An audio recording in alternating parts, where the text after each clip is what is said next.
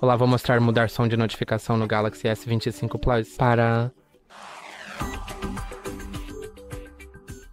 fazer isso. Acesse configurações, depois vá para...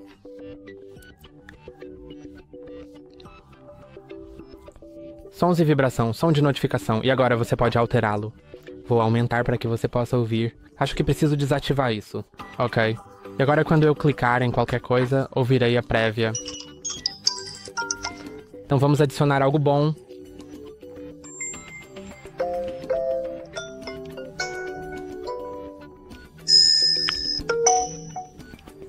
Então, há diferentes opções. Isso, tudo por hoje. Não se esqueça de curtir e se inscrever. Até a próxima.